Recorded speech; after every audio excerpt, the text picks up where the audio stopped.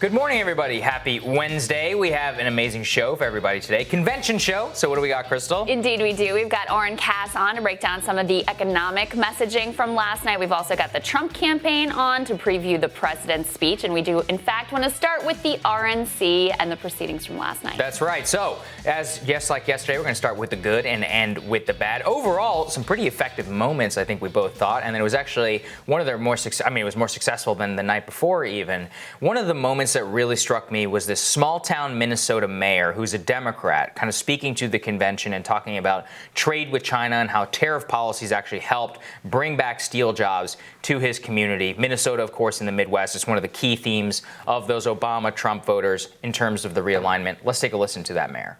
For far too long, members of both parties allowed our country to be ripped off by our trading partners, especially China, who dumped steel into our markets and slapped tariffs on our products.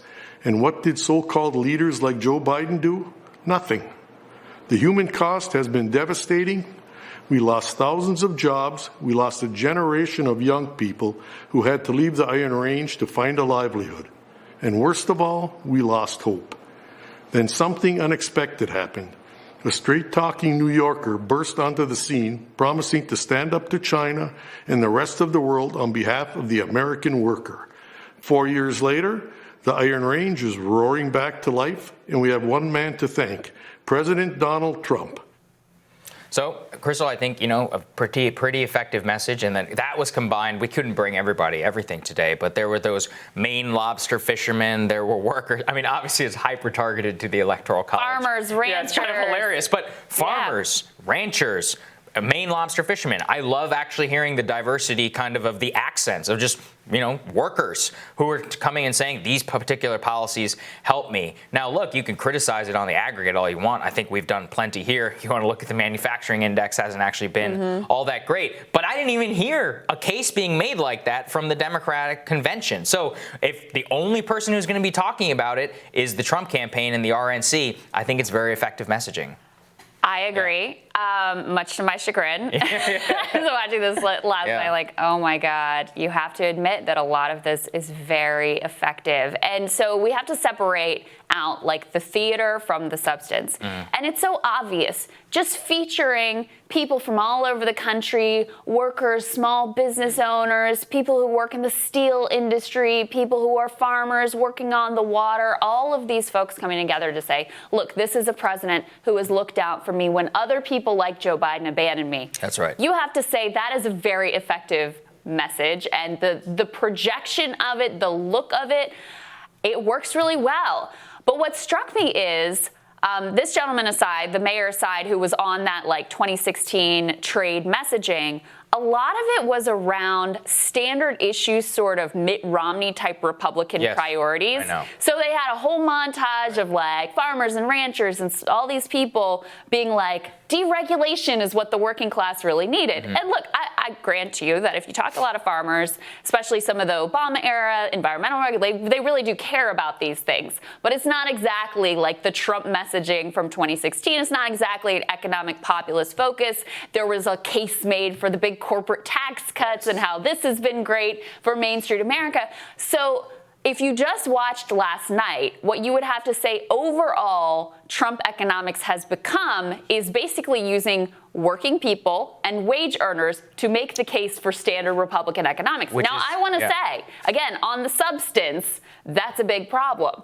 On the theater and how it lands, I actually think it's very effective. See, that's what I've always feared, which is that the people here are not dumb, right? They saw Trump and the way he won in 2016. They're like, oh, so what we do is we take a steel worker and farmers and all these other people, and then we pair it with whatever's happening over at the Chamber of Commerce. Yes. And then we sell that. But if you're the only person who's talking about the steel worker or the farmer, you're going to kind of win by default, because at least they feel heard in American politics, something that you don't see over at the Democratic convention. Democrats left themselves wide open to this. I mean, how hard is it? It's really not. They had a few working people.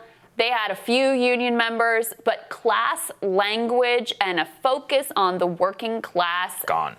Almost completely absent from the Democratic convention. It's not just me saying this. Mainstream Democratic liberal commentators were saying the same thing of like, look, the personal anecdotes about Joe Biden were effective. There were pieces of this that worked. But overall, you have left yourself massively vulnerable by not doing this simple, obvious thing of speaking directly to the multiracial working class. And it wasn't just that. It was also with, I thought Rand Paul, bringing up Joe Biden's record on Iraq. That's something, again, they did not touch that once at the Democratic convention. They didn't even make the case that Trump didn't stick to his war policies that he had promised in 2016. And they can't because their nominee defends his vote for the Iraq war and has lied about his record on foreign policy now for decades. I mean, we saw Rand Paul talk about this a little bit. Let's take a listen. I'm supporting President Trump because he believes, as I do, that a strong America cannot fight endless wars. We must not continue to leave our blood and treasure in Middle East quagmires. I flew with him to Dover Air Force Base to honor 2 soldiers whose remains were coming home from Afghanistan. I'll never forget that evening. I can tell you the president not only felt the pain of these families, but that the president is committed to ending this war. President Trump is the first president in a generation to seek to end war rather than start one. He intends to end the war in Afghanistan. He is bringing our men and women home. Now, I despise Rand Paul and much of what he stands for, but we have to have we do share a little bit of agreement on that one. I thought there was 2 messages. There was that one and the night before. I can't remember who said it, but they said President Trump is the first one to not start a war in the last 2 terms.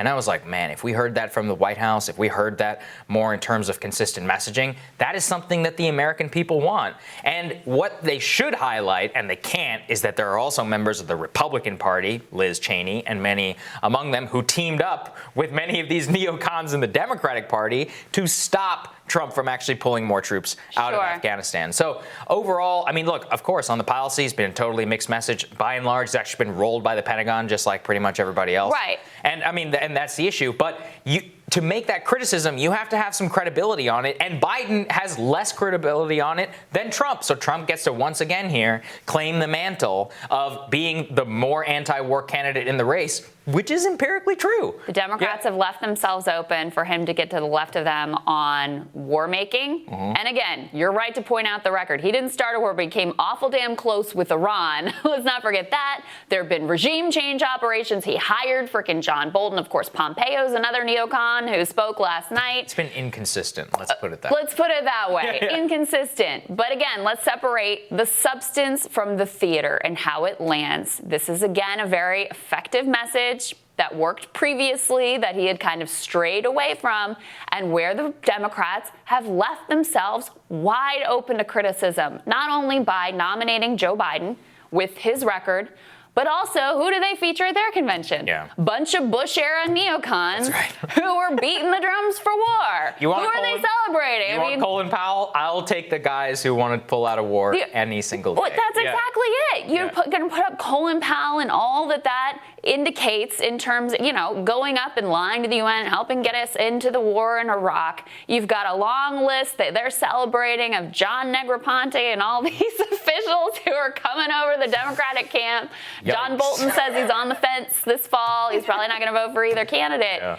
And so, again, on the perception of it, Democrats have left themselves very vulnerable. We should also mention that one of the themes of the night, we're going to actually dig into this a little bit more in a separate block, was also criminal justice reform. And I know people are going to point out, look, the president, his rhetoric, his actions towards protesters, all of those things, sending in the military, being willing to send in the military, all of those things I find abhorrent and I find objectionable. His language on race, yes, substance.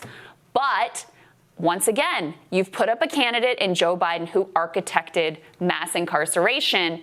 And last night, with Rand Paul's speech, with a number of other individuals who have been helped by criminal justice reform, who care about this issue, who have said, President Trump has pardoned me personally. We watched a pardon live on air. That was incredibly, that's it. Like, if you're a human being, that segment was incredibly moving. And we are going to play a little bit of that for you later. But again, Democrats have left themselves open to Trump once again getting to their left on criminal justice reform. Another moment from the night, I thought Melania Trump was extraordinarily effective. Yeah. And part of the overall messaging, both last night in particular and somewhat the night before, was this attempt to create a softer image of President Trump and to rebut this idea that he is just like a racist, horrible monster. And partly the media and Democrats have created this caricature of him so that when you have people who are nice, ordinary-seeming people who are giving testimonials about the way he's touched them and helped them in their personal interactions with him. When you see him in the naturalization ceremony, which I know people had a lot of problems with the Hatch Act and all that, but you see him interacting with these new immigrants and they have such wonderful, hopeful energy. You see him issuing the pardon. Look, you do kind of undermine that caricature that has been created of him. And I thought Melania Trump was incredibly effective. She called for unity. It was just standard issue, like American leadership language. But this is exactly what Trump effectively needs right now to convince people that he is not some insane lunatic and give people who want to find a way to vote for him a reason to do so. Let's take a listen to a little bit of Melania. We all know Donald Trump makes no secrets about how he feels about things. Total honesty is what we as citizens deserve from our president. Whether you like it or not, you always know what he's thinking. And that is because he's an authentic person who loves this country and its people and wants to continue to make it better. Donald wants to keep your family safe. He wants to help your family succeed. He wants nothing more than for this country to prosper, and he doesn't waste time playing politics. Yeah, I mean, and I saw Elena Plott, a friend of mine over at the New York Times, who's interviewed dozens of suburban women who are center-right and who are on the fence about voting for Trump. And she was like, you know what? A lot of them have been looking for a reason to do so. This type of assurance combats the central case that the entire DNC was. Monster, a unique threat, horrible person, all this. It's like a caricature that they've kind of created. And by even humanizing him a little bit in this particular way, it's extraordinarily effective in at least shoring up that vote. On the other hand, less effective was... There's a lot less effective. Right. So we were talking about how, you know, they brought out workers to make this kind of standard Reaganist type case, right? A very Mitt Romney case, but with working class people where it lands and it's much more effective. Then they brought out Larry Kudlow and didn't go so well. Then came a once-in-100-year pandemic. It was awful. Health and economic impacts were tragic. Hardship and heartbreak were everywhere. But presidential leadership came swiftly and effectively with an extraordinary rescue for health and safety to successfully fight the COVID virus. It was awful. Larry has now downplayed Corona in February, in April, and now in front of millions of people at the Republican National Convention, all in favor of trying to repeal the payroll tax, something him, Steve Moore, Art Laffer, and his friends have been trying to do since the late 1980s. He is a complete clown whenever it comes to any of these issues, has dramatically hurt the administration, and it was the stupidest thing I've ever seen to allow him to be featured in primetime. And I also just want to say, this is a bit of the subject of my radar, like, millions of people are unemployed and standing in bread lines and wondering how they're going to make rent or stay in their homes and not be foreclosed on. That has been absent from the DNC and the RNC. And it's completely absent from the RNC. And it is mind-boggling. So while, you know, they resurrected some of the effective messaging from 2016, albeit there is a spotty record, a spotty track record to actually back up the substance of that, but the rhetoric is effective. But you're missing the moment in terms of what people are going through today. You can't win fighting the last war. Yeah, that's right. And you know what? Finally, it was Pam Bondi. She talked about Hunter Biden, something that I have a lot of interest in. Maybe not have been the best messenger, though. Let's take a listen. We all know about Joe's son, Hunter Biden. A corrupt Ukrainian oligarch put Hunter on the board of his gas company, even though he had no experience in Ukraine or in the energy sector. None. Yet he was paid millions to do nothing. He only had one qualification that mattered. He was the son of the man in charge of distributing U.S. aid to Ukraine. And recently reported information revealed that a few months after Hunter Biden joined that corrupt company's board, the Obama-Biden State Department began doing business with them, even when it remained under investigation for corruption. And it gets worse.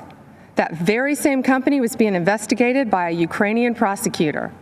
Joe Biden, the Vice President of the United States, threatened to withhold aid to Ukraine unless that same prosecutor was fired. And then he was fired. Hunter only resigned from that board just before his dad announced his campaign for president. Not untrue, but also the person who received a donation from Trump and then stopped her investigation into An the Trump illegal University. donation from Trump, by the way. What was the other one we were what else did and she do? she's also a registered foreign agent right, for Qatar. Yes. Yeah. Exploited like a loophole because she was in administration. You're not supposed to be able to lobby for a foreign government, but she was able to figure that out. So not the greatest messenger on cleaning up the swamp and corruption. And even just the delivery was like so flat. Pick somebody else to do it who's not a registered foreign agent. But you know what? And still an important message, but not the right message. And it is important to say they still have not figured out how to talk about Joe Biden. No. And it is really a problem for them in terms of being able to get back in this race. But look, last night, overall, to me, it was the best night of any of the conventions on how effective it is. Both of these teams have been pitching really to suburban voters. DNC was all about the suburban voter. I would say this convention is also all about the suburban voter and trying to make them feel more comfortable with President Trump. And I think a lot of that messaging really stuck, frankly. I think that's right. We're going to tell you what's on our radars. That's next.